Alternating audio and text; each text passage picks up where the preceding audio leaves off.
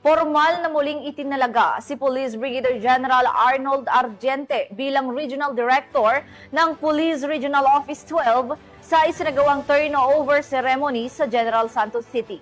Narito ang detalye ng report mula kay Patrolwoman Brilyn Jean Cabonilas.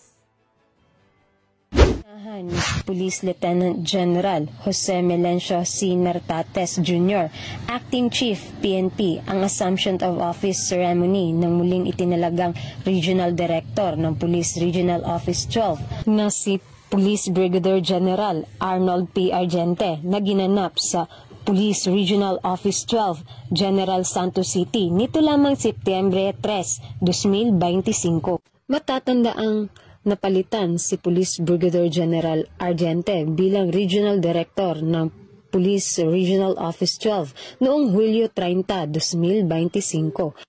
At humalili sa kanyang pwesto si Police Brigadier General Romeo Juan Macapas ngayong Setyembre 3, 2025. Formal siyang naibalik sa kanyang dating tungkulin bilang pinuno ng Police Regional Office 12. Bilang bahagi ng seremonya, isinagawa ang arrival honors sa harap ng Police Regional Office 12 Admin Building para kay Police Brigadier General Argente na sinalubong ni Police Colonel Nathaniel G. Villegas, DRDO, kasama ang lahat ng tauhan ng Regional Headquarters.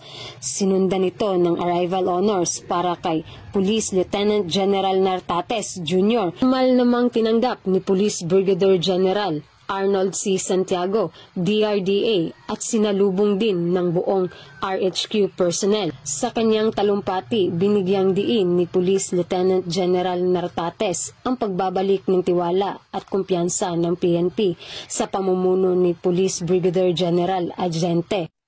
Ang Assumption of Office Ceremony ay bahagi ng tradisyon ng PNP upang ipakita ang maayos na pamamahala at pagpapatuloy ng mandato ng organisasyon na magsilbi at magbigay proteksyon sa publiko alinsunod sa adhikain ng bagong Pilipinas.